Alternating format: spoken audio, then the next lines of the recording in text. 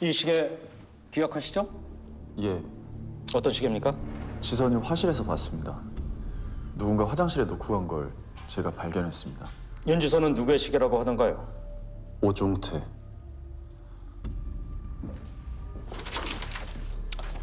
오종태는 2015년 11월 3일 새벽 사체 발견 당일 인천광역시 남동구 백고개로 45-1번지에서 순찰 중이던 경찰에게 음주운전이 적발돼 경찰서에서 조사를 받습니다. 당시 오종태가 부산 모 호텔에 있었다던 CCTV가 조작됐다는 증거입니다. 음주운전이 적발된 장소는 윤지선의 시체 유기 현장과 약 13km, 차로 약 10분 거리에 있는 곳입니다. 경찰은 그 당시 오종태에게 중앙선 침범 위반으로 딱지 한 장을 덧댑니다. 중앙선 침범하셨습니다. 면허증 좀 주시죠. 현장에서 빠져나오던 오종태가 차를 돌려 다시 유기 현장으로 가려고 했던 거죠. 오종태가 유기 현장으로 다시 가려고 했었던 이유가 바로 이 시계 때문입니다. 현장에 자신의 시계를 빠뜨린 걸 깨달은 거죠. 그럼 그 시계는 현장에서 발견된 건가요? 네, 발견됐겠죠. 하지만 누군가 이 시계를 빼돌립니다. 이 시계의 주인이 오종태임을 알고 오종태와 모종의 거래를 합니다. 그 시계가 오종태 소유라는 건 어떻게 증명이 되는 거죠? 이 시계는 한국에 단 2개밖에 없는 명품입니다. 이 시계를 수리할 수 있는 곳은 우리나라에 단 한 군데밖에 없습니다. 그 수리점을 찾아가면 이 시계가 당시 누구의 손에 있었던가는 금방 찾을 수 있죠. 당시 현장에서 이 증거품을 발견한 사람도 같은 생각을 했을 겁니다. 그 당시 그걸 확인한 사람이 누구죠? 인천 서부경찰서 강력팀 남국현 형사입니다. 저 재판장님, 얘기하세요. 그 시계를 남국현 형사가 갖고 있었던 걸 확인해줄 그 사람이나 증거가 또 있나요?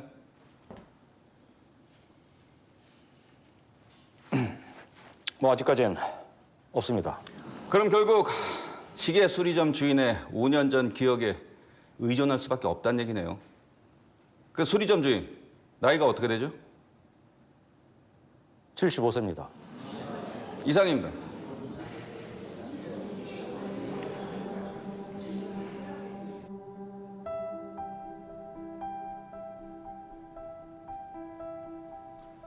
피고인이 윤지선 살해 혐의로 체포됐던 가장 큰 증거는 피고인이 몰던 택배 차량에서 발견된 윤지선의 모발입니다.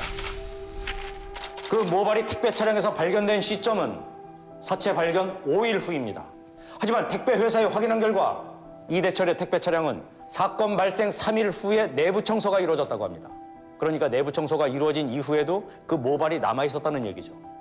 그런데 이 내부 청소는 물 청소가 이루어진다고 합니다. 유독 그 모발만이 물에 쓸려가지 않고 남아 있었던 이유가 무엇일까요? 증인? 증인은 학교가 끝나면 아빠 차량에 함께 타고 다녔다고 했죠? 예, 아빠가 택배 배달하는 동안 누군가 택배 차량의 뒷문을 열고 닫는 소리를 들었다고 했죠? 예, 그 사람이 아빠인 줄 알고 차에서 내려 확인을 했다고 했죠? 그런데 아빠가 아니었죠? 맞나요? 예. 그 사람 얼굴이 기억납니까?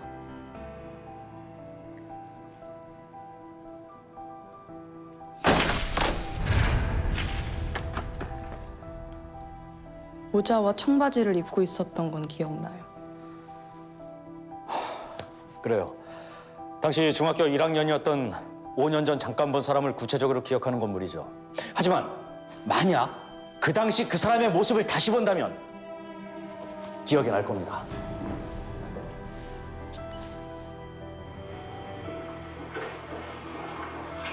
윤지선 살해 사건 담당 경사 맞으시죠? 범인은 밝혀졌습니까? 죄송합니다. 아직까지. 자, 이 영상은 그 당시 담당 형사였던 남국현 형사가 뉴스 화면에 찍혔던 장면입니다. 모자와 청바지를 입고 있습니다. 만약 이 사람이 택배 차량의 뒷문을 열고 닫았다면 증거는 조작이 된 겁니다.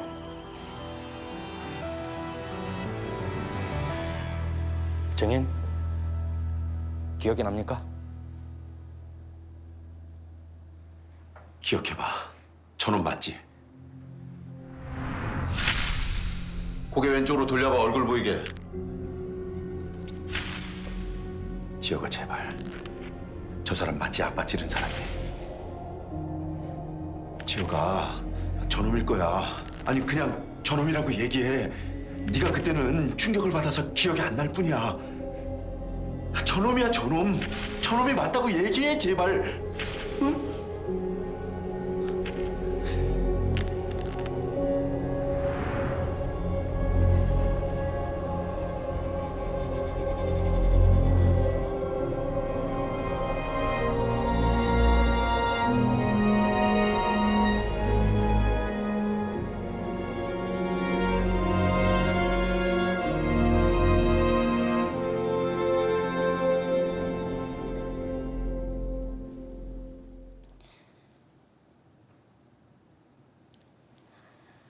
모르겠어요. 잘 기억이 나지 않아요. 죄송해요.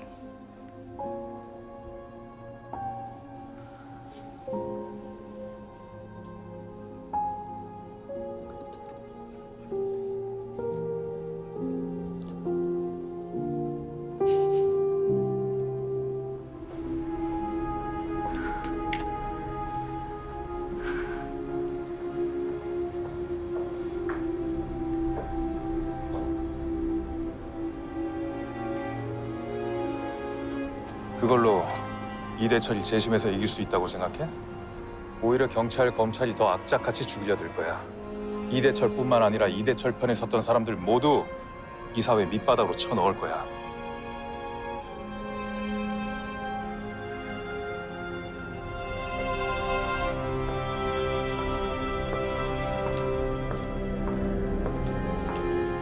이대철 씨, 네 검사님. 본인이 지금 억울하다고 생각하고 있죠? 윤지선 죽였죠? 인정하세요. 아닙니다. 절대 제가 죽이지 않았습니다. 그럼 장진수 형사는요? 당연히 아니죠. 제가 임지선을 안 죽였는데 왜 무슨 이유로 형사님을 죽입니까? 죽일 수 있죠. 네? 아니 본인이 죽이지도 않은 사람을 형사가 자꾸 죽였다고 하니까 순간적으로 열받아서 죽일 수 있지 않나? 잘 생각해 보세요. 우발적 살인은 최고형까지 가지 않습니다.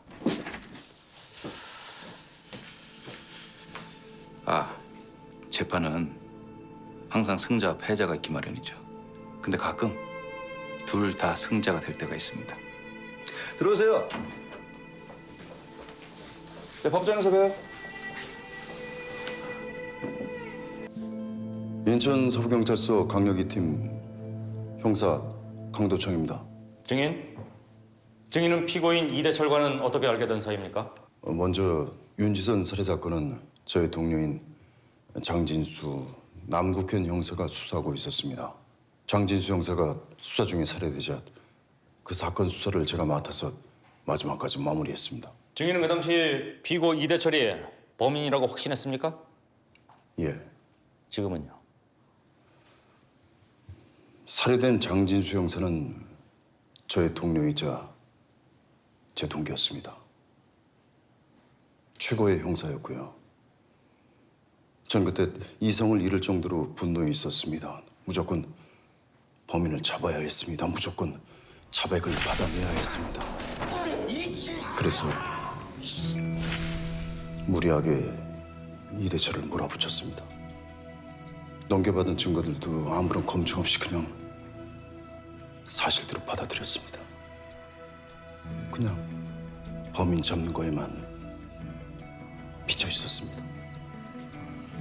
동료의 죽음 때문에 이성을 잃고 수사를 철저하게 하지 못했다는 것을 지금 인정하시는 거죠?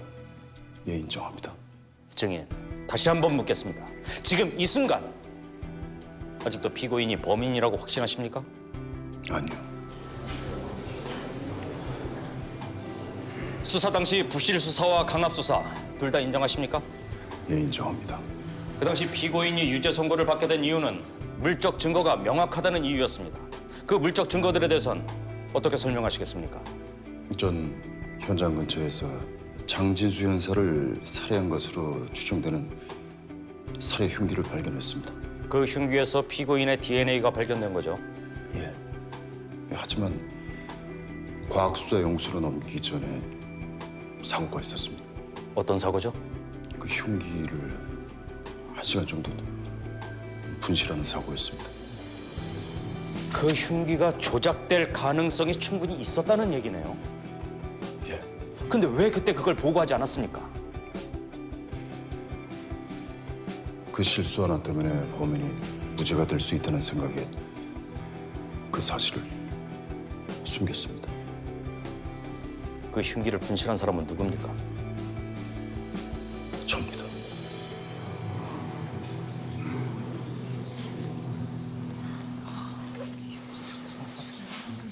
이상입니다.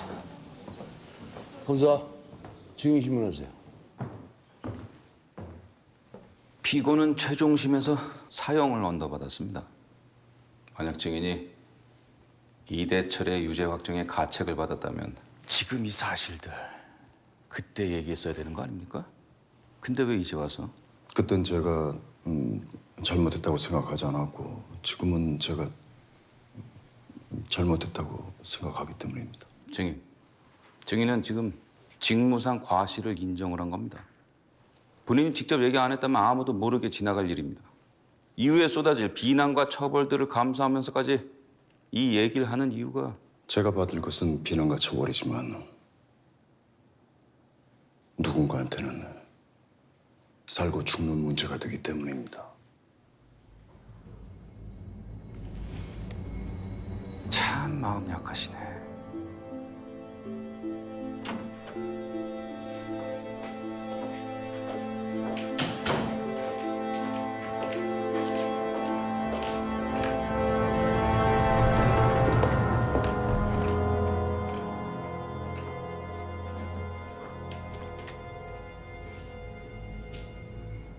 증인은 5년 전 이대철 사건 수사 당시에 강도창 증인과 같은 수사팀에 있었죠. 네, 저희 사수셨습니다. 사수라는 것은 같은 동료이지만 스승과 같은 존재였다. 뭐 그런 얘기죠? 네, 그때 강도창 형사는 인품이 어땠습니까? 선배로서 인간으로서 굉장히 정이 많으신 분이셨습니다. 저희 동료들뿐만 아니라 잡혀온 용의자들까지 모두에게 인간적으로 대해주셨습니다. 용의자가 설령 살인죄로 잡혀온 사람이라도? 죄는 미워하지만 사람은 미워하지 마라. 그 말을 항상 입에 달고 다니셨죠. 여기 있습니다. 본 사건은 피고인 이대철에 대한 재판입니다. 증인의 입증과는 전혀 무관합니다. 강도창 증인은 이 사건의 수사 담당자예요. 무관하지 않습니다. 검사, 계속하세요. 강도창 증인은 수사 당시에 흉기를 분실했다고 증언을 했습니다. 그게 사실입니까? 네, 흉기 분실은 사실입니다. 그 증거품을 분실한 것도 강도창 증인입니까? 아니요, 제가 분실했습니다. 근데 왜 강도창 증인은 거짓 증언을 했을까요? 후배의 잘못을 숨겨주기 위한 것입니다. 흉기 분실 당시 제가 분실한 사실을 알고 있던 사람들 하나하나 찾아가 저의 실수를 숨겨달라고 부탁했습니다. 강도창 증인은 흉기 분실로 인한 증거 조작 가능성을 얘기했습니다. 같은 생각이신가요? 아니요, 그건 차 트렁크에 있던 걸 제가 깜빡했던 겁니다. 제 차 트렁크였기 때문에 분실 가능성은 없습니다.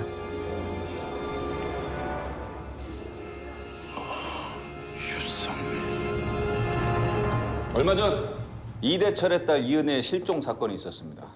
이은혜와 박건호라는 사람의 조작극으로 판명이 됐죠.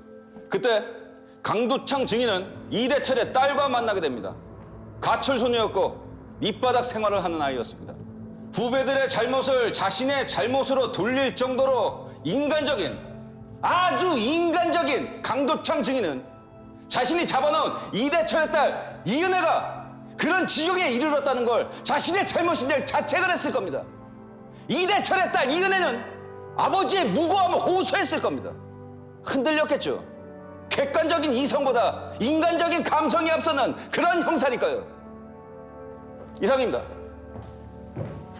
윤상미, 그 흉기는 문 소장이 찾아온 거잖아. 왜 거짓말이야?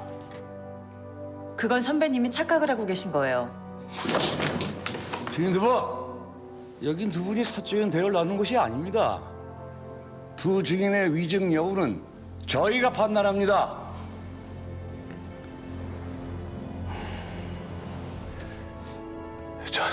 재판장님, 저에게도 진술 기회를 주십시오. 하세요.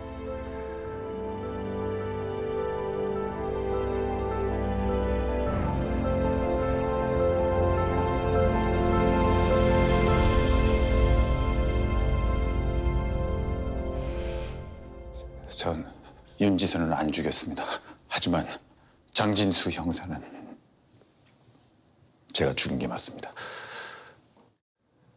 전 윤지선을 안 죽였습니다. 하지만 장진수 형사는 제가 죽인 게 맞습니다.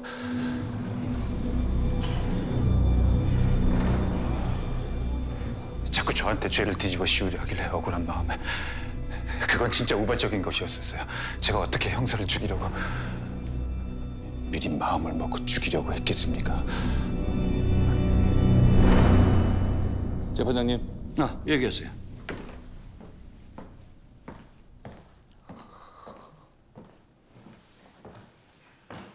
피고인, 그 제안 5년 전에 저한테 했던 거 아닌가요? 장진수 형사만 죽였다고 해달라. 그러면 법정에서 죄를 인정하겠다. 검사님. 제가 말씀드렸지 않습니까? 그런 꼼수 절대 안 통한다고. 그건 신성한 법정을 모독하는 행위라고 제가 분명히 말씀드렸지 않습니까?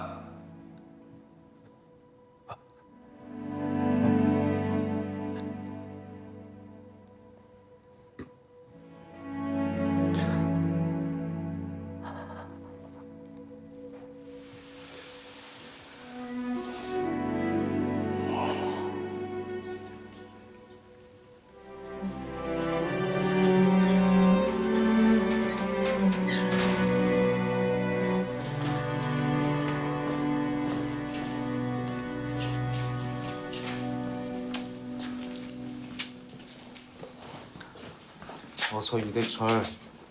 그냥 쭉 가는 거야. 할 수 있어. 자, 같이 걷자.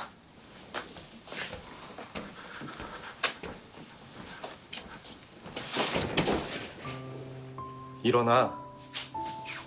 일어나, 이대철. 남자답게 가는 거야.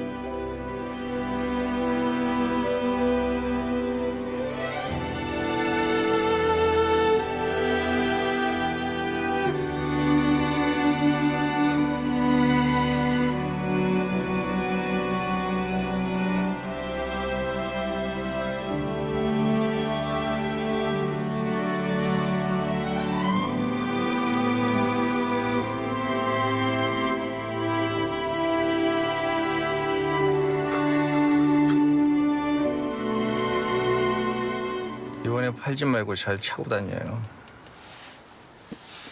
사람이 달라 보일 거예요. 예, 그럼. 우리가 다시는 볼 일은 없겠죠? 그럼요.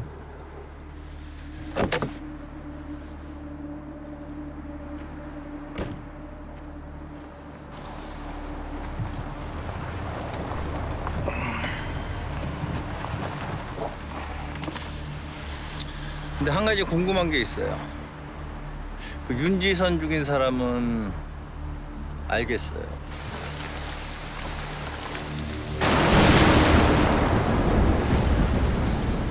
근데 장진수 형사는 누가 죽인 겁니까?